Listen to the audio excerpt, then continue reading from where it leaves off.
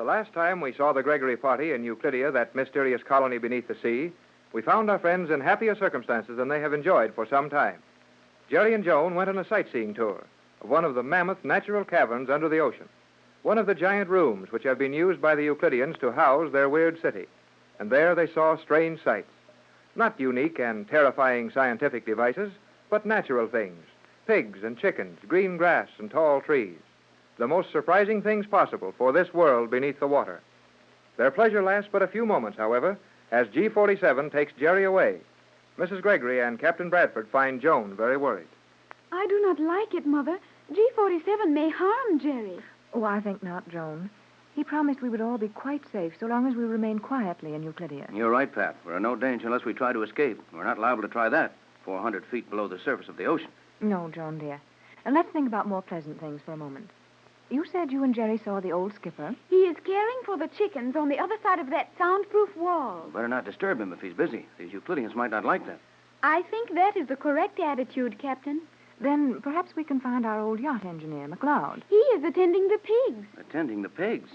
I bet the pigs would appreciate that if they could hear how nicely you worded, Joan. But never mind that. I'd like to see Mac for a minute, even if he is busy. I have no idea where the pigs are to be found. In what manner of place would pigs be likely to congregate? Oh, my dear. You'll never realize how much good you're doing us until you've lived for some time in our world. Pigs are not usually referred to as congregating, but I suppose that will do. I am sorry I do not have a larger acquaintance with pigs. Forget it, Joan. Let's walk around here a while and see what we can see. All this perfectly natural vegetating is amazing to me. There's a mighty good reason for it, if my opinion's any good. What is that, Captain? You remember when we visited the cloth mill up in the island where they make the Euclidean cloth from seaweed? To be sure. I conducted you to that room. Who could forget that place? Where the machines made such a frightful clatter you could hardly hear yourself think. That's what I'm getting at. When we stumbled into that room, we had been walking without making a sound, opening and closing doors without a sound, riding in noiseless elevators. Then all at once a terrific din struck our ears. It was all done for a good reason. Precisely, Captain Bradford.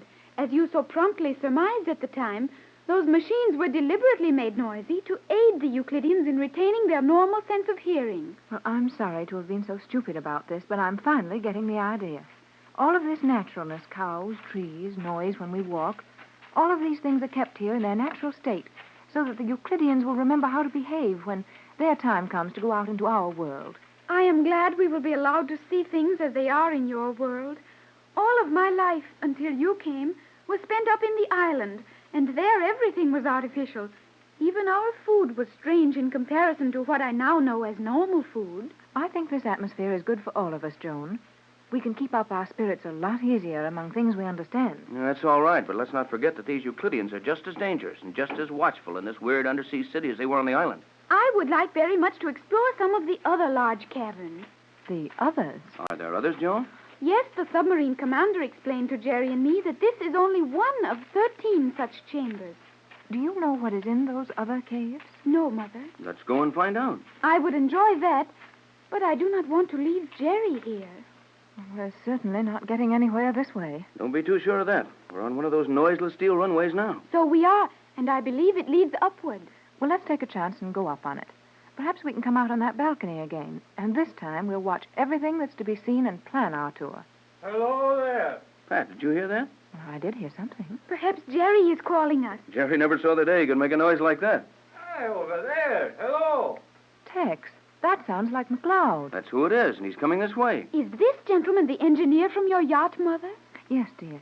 And poor Mac has been down here ever since we first found the island, I suppose. Aye, there you be, Mrs. Gregory, and Captain Bradford. Hello, Mac. Oh, I'm glad to see that you're alive and well, Mac. How do you do? Aye, and how do you do, my lassie?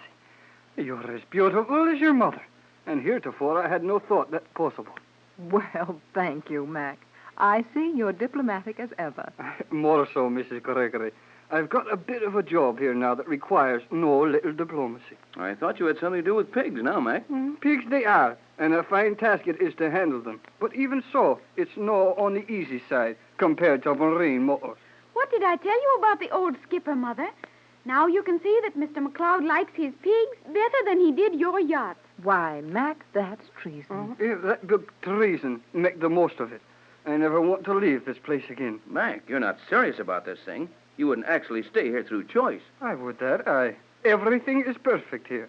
Even the sunlight is regulated properly, so my pigs get a right amount of it every day. I was trying to explain that to Jerry.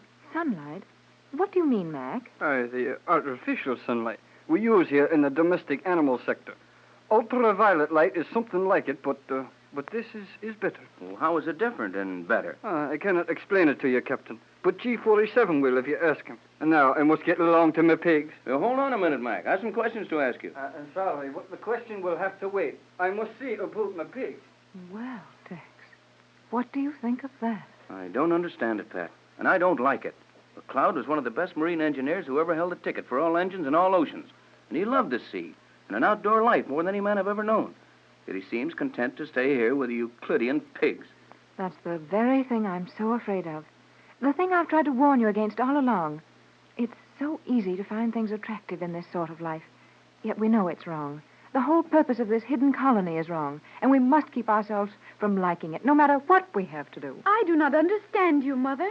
This part of Euclidia is exactly like your world. No, it isn't exactly like our world, Joan. And I think I know what your mother means. This artificial sunlight apparently has the same results as real sunlight. But it isn't real. Oh, nothing here is real. Did you say nothing? Oh, Well, where did you come from? From whence did the heavens come, or the sea, or the sands of time? well, who are you? I'm called Cheops, the builder. This is getting back into my ancient history days. I thought they found your tomb in the center of the Great Pyramid. That was Cheops the First, whom the Egyptians called Khufu, from the building of the first or Great Pyramid 5,000 years ago. The blood of Cheops has come down through the centuries. Until now, I, Cheops, the builder of Euclidia, stand before you as the architectural wizard of the world. I'm beginning to understand your position here. In your modest way, you are letting us know that the responsibility for the marvelous construction in this weird colony rests on your shoulders. No, only a fool would carry a burden on his shoulders. I carry them with my intelligence. Well, maybe you're right, but there must have been some strong backs and willing shoulders somewhere along the line when all this construction went on. Now we reach the point which caused me to appear before you.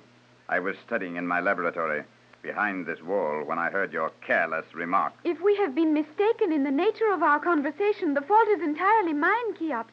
My mother and Captain Bradford are not familiar with Euclidean regulations. Silence, Cleostra. You needn't shout at her like that, and we need no apologies. What is the reason for appearing out of nothing and giving us your history? Careful, Pat. You need not warn the lady, Captain Bradford. There is little harm in the desperate prattle of one who is driven to nervous expressions of complete helplessness. We're not helpless. Please, Mother, it will avail you nothing. You have not forgotten your Euclidean training, Cleostra. Now, if you will allow me a period of silence, I will correct your erroneous impression as to the reality of certain things in Euclidia. We feel that the whole thing is mighty unreal. You'll never change that impression. You may change a great number of your opinions while you are on Euclidia, my precious captain. You have said that your sunlight was not real. We know it isn't. Sunlight doesn't penetrate 400 feet of water and the rock and steel roof and walls of these caves. You see all about you evidence that our sunlight will do everything that can be done with the light and heat of the sun. Yes, we see that all right. But what will the effect of this artificial light be on future generations? How long can you sustain life under these conditions? That you must ask Thales, as the production of electrical energy is within his province. However, for your immediate information, Thales has established the fact that this light in which you now stand will prolong the span of human life to well over a century. Tex, do you suppose that's possible? Well, we sure can't prove that it isn't possible. I have heard the scientists speak of experiments along those lines, and they have been most successful. Precisely. As for the reality of the construction around you, these arches, pilasters, bridges, and walls, which I have designed and created, will retain their present form and usefulness for a period of 50,000 years. 50,000 years? How can you prove that? You are a man of science, are you not, Captain Bradford? Well, I thought I was until I came here. At least you will recognize the value of one of my construction materials. I have unearthed the greatest secret of the ancient engineers. I have tempered copper. Tempered copper? But scientists have been trying that for thousands of years, and they've all failed miserably. You will enter my laboratory. I wish you to see a little experiment with the tempered copper. Enter. And just as easy as that, the door is open for us. I suppose the plain wooden floor is for the usual purpose of keeping in tune with the normal things in our world. Precisely. You, Mrs. Gregory, will stand there. You there, Cleostra. Now, Captain Bradford, will you step over here with me? That's a sheet of copper foil you have there, isn't it? No, foil is much heavier. This sheet of copper leaf is 1/10,000th of 1 inch in thickness. Well, that's getting it thin, all right. But how can you temper a sheet of copper so thin it's practically transparent? The secret of the ages must remain my secret. Now, Captain, I have mounted a similar square of copper leaf in this heavy wooden frame. I will place the frame on these 2 supports, so, and ask you to feel that copper. Why, it's so delicate that it quivers under the touch. Precisely. Now will you be so good as to stand on it? Stand on it? Stand on that sheet of copper, which is so thin you can see through it? Precisely. Stand on it. Okay, but don't blame me when I fall through. Mother, the captain is standing on it. Tex, it's not real. You're not actually standing on that sheet of copper. Yes, I am. I'm standing right in the middle of a sheet of copper 1 yard square and 1/10,000th of an inch thick. And it doesn't even quiver.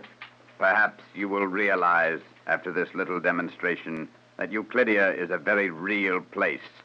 And before you attempt to dispute any statement of mine in the future, it would be well for you to remember that my knowledge is as old as the pyramids and as new as tomorrow.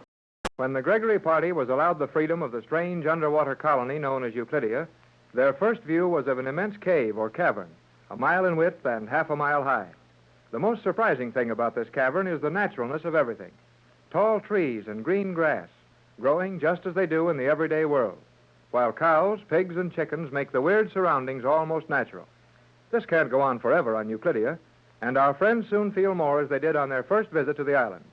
Jerry is taken away for a conference with G47, and Mrs. Gregory, her daughter Joan, and Captain Bradford are taken to witness an experiment in the laboratory of Cheops, the builder. The captain is speaking as they stand outside this room. It doesn't matter what we've seen on this place before. There's always something more surprising waiting for us. You were impressed, were you not, Captain, with Cheops' demonstration of the tempered copper? I should think that anyone would be impressed, my dear. Yes, Joan, the art of tempering copper was lost somewhere, along with a lot of other wonderful things those old Egyptians had done. And ever since that time, men have been trying to find the secret. Even his name seems unnatural. Cheops, whom the Egyptians called Khufu. I can almost imagine this man standing by the newly completed Great Pyramid, proudly looking at his handiwork. You allow your imagination too much scope, Mother. This man has merely taken the name of Cheops, as he is the master builder of Euclidia. We know that, Joan, but at the same time, it's more than a coincidence. This man should have taken the secrets of the ancient builder along with his name. I've seen enough of this for a while. Let's walk around this passageway and try to find some more natural things to look at. The sight of you standing on that thin sheet of copper as solidly as you might have stood on a concrete foundation was a little too much for me. It was indeed remarkable. That copper was so thin that it seemed almost to float in the air.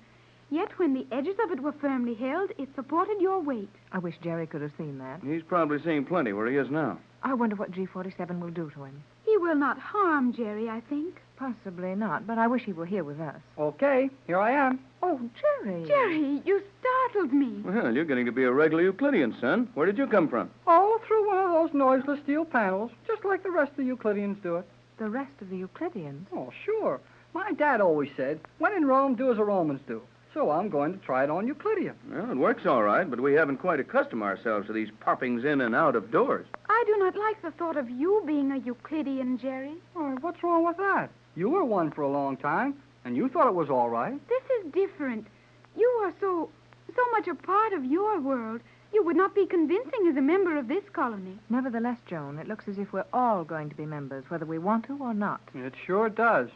And it looks like it more than ever now. What's happened now, Jerry? Well, nothing much has happened that we didn't figure was going to happen, but old G47 made it mighty plain to me that from now on, we're going to do just exactly what these Euclideans tell us to do. Did he threaten you? No, he just talked to me. You know him. The old guy's a pretty interesting talker when he isn't trying to scare you. What did you learn? Well, we're all got to go to work. Work? Yeah. What sort of work? Oh, we can take our choice about that, but we've all got to do something around this underwater city. G47 said that everybody works here, and we'd have to do the same thing. Did he not indicate the type of employment which was to be delegated to each of us? No, he didn't tell me what our jobs would be either. Jerry, you understood me perfectly. Now, hold it, you two. Let's don't fight yet. No, please. We must keep our minds on the possible meaning of Jerry's news until we decide what steps to take. Was any particular qualification given you, Jerry? I mean, did G47 mention what services we might be required to give? No, not much. I try to get a job with the cows. Well, I know how to milk a cow, and I'd like to stay in this room where all the green grass and the trees are. But nothing doing. I imagine that job is filled long ago. They've been using milk from these cows for a long time. Yeah, and they've got automatic milkers, too. But it needs somebody to watch them all the time. And guess who's got that swell job? Well, it couldn't be McLeod. He's waiting on the pigs. And the old skipper's gathering the eggs from the chickens. That exhausts the personnel of our party, Jerry. It could not be anyone you would know. Oh, is that so? Well, it is. The new milkman who watches the machines milk the cows is Jim Lowe. Jim Lowe? Jerry, not the Chinese cook from our own boat. Yep, the Chinese cook's got the job. Does he understand his duties? The nearest that Chinese ever got to a cow was opening a can of condensed milk. Yet he has the job. What a place this is. Are we to choose our occupations and report, or what is our procedure, Jerry? Well, we can go around and pick out our own jobs after we watch the eruption. Eruption? Of what? Well, the volcano. Jerry, you mean the crater where the island of Euclidia is located? Yeah, well, I guess it must be there. There's going to be an eruption of that old volcano. That's what G47's getting ready for. He said we could go up to the top of this room and watch it through the transparent seawall. How far are we from the base of that crater? I think not more than 200 feet, Captain. Then we're not going to watch any eruptions if we can help it. There's more to this, isn't there, Jerry? Well, sure there is, if you'll all give me a chance to tell it. You wasted time discussing our future occupation. Yes, and if that volcano thing is on the level, we may not need any future occupation. Well, that eruption is going to be artificial, and G47 is going to pull a switch that sets it off. An artificial eruption that will create a disturbance on the surface. There must be a good reason for that. There is. I should think so. That'll destroy the island. Oh, no, it won't. You see, they pulled the island way down into the bottom of the crater. It won't get hurt a bit. Did G47 tell you all of this, Jerry? Yeah, and he told me a whole lot more. But we'd better be getting up there if we want to see this. All right, son. You can discuss as we go along. Come on, Pat and Joan. Do we go up this way, Jerry? Yeah, right up this twisting runway. I guess it comes out in some sort of a transparent walled room from what old G47 said. Well, what's it all about? Well, they're going to set off a lot of inflammable bombs. There's a lot of ships cruising around over here, taking soundings and trying to locate the island. What ships, Jerry? Well, they wouldn't tell me that. But I got an idea there are boats from more than one country that's rushed down here to try to save us. And now they'll never know we're here underwater. I guess that's about the size of it, Pat. When they take all the soundings they want, they'll find nothing but the crater of an extinct volcano in a submerged mountain. And those bombs exploding will create the impression the volcano is active again. Then all those ships will be driven away, thinking we have all been lost at sea. Well, what's worse than that? Everybody will think we didn't know what we were talking about. Yes, Jerry, I understand. There isn't any island at the position we gave. There sure isn't. At least not where they'll be looking for it. Well, I'm sorry, folks, but I wouldn't be a bit surprised if those ships up there represent our last chance to communicate with the outside world. If there were only some way to warn them, to let them know that we are down here, 400 feet below the water level, and that the island is submerged beneath the base of the crater over 200 feet below the surface. Well, if we could get our hands on a radio set out of some kind, I'd take a chance and send a message out. And you know perfectly well that you'll never be allowed to approach anything that resembles a method of communication. It would not be natural to allow us to send messages which would expose the secrets of the Euclideans. You're right enough about that, Joan. The thing I feel the worst about is that the news will be flashed all over the world that we were all wrong, that the Magic Island never existed, that the position we gave is really an active submarine volcano. Well, there's plenty of people who have sailed over here before. Well, they know there wasn't any volcano here then. That makes it worse, Jerry. It will bring them to the conclusion that an island possibly existed, but that the volcanic eruption has destroyed the island and probably taken us with it. That is logical, Mother. Though surely some of the charts of this locality must show the existence of the submerged mountain we are now inside of. Afraid not, Joan. Euclidean and its magnetism have been around here too long. All the charts of this position are wrong. The mountain isn't shown on any of them. Well, we can't help it now, so we might as well watch what goes on. I guess this is the door we go through. It is at least the end of the passageway. Careful, Jerry. That may be the wrong door. No, G47 said to come up to the top of this runway and to open the door. This is the only thing I can see that looks like a door. Do you think this must be the one he meant? Well, go ahead, Jerry. Well, I'm trying to, but it doesn't want to open. No, nothing doing. You should not have to pound on the door, Jerry. If we were supposed to enter here, the door would open easily. Joan's right. There's a mistake someplace. Well, let's forget about it. I'd feel safer if we weren't any too close to this wall when those explosions take place. Well, it looks like we can't get in here, so we might as well go back down. Those Euclideans are going to watch this thing from somewhere. And if we can find that place, we can watch it too. We have not much time, have we? Well, G47 didn't say how soon they were going to start manufacturing this eruption. But the way he hurried me out of his room gave me the idea it would be pretty soon. Well, then let's go back down. We passed several panels that looked like doors on our way up here. Maybe some of them can be opened. I'd just as soon not open any doors. After all, the ocean is on the other side of this wall. Quiet. What was that sound? Sounded like an earthquake to me. The bombs. I'll bet they've started them. Yes, there's another one. Tex, I felt this steel wall quiver. Now, Pat. Well, I did. Can't you feel the floor trembling? Yeah, I can. This isn't so good. Come on. I believe it is time to leave this place. Maybe so, but there must be someone around here watching this eruption. I'd like to see how they do it. Oh, Tex, please, come along. Oh, very well, Pat, but there isn't any danger. These Euclideans built things too well for that. It is possible, however, that they have not anticipated the stress and strain accompanying these explosions. Oh, sure they have. G47 told me he had the idea of using fake explosions in that old volcano for protection long before these walls were built. Well, whatever it is, we're in danger. That noise is steadily increasing. Hurry, hurry, you fools.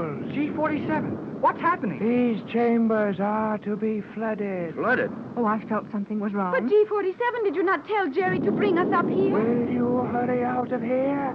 No. I told Hall to take you to the top of the other passageway. This is a pressure channel. We must fill it with water to withstand the pressure of these explosions. Otherwise, Euclidia will be flooded, and you stupid fools will have the lives of everyone here in danger. Gee, I'm sorry I made a mistake. You certainly made a big one. Do not blame Jerry. This would confuse anyone. I certainly couldn't tell one passageway from another. Silence, you stupid fools. Go, hurry.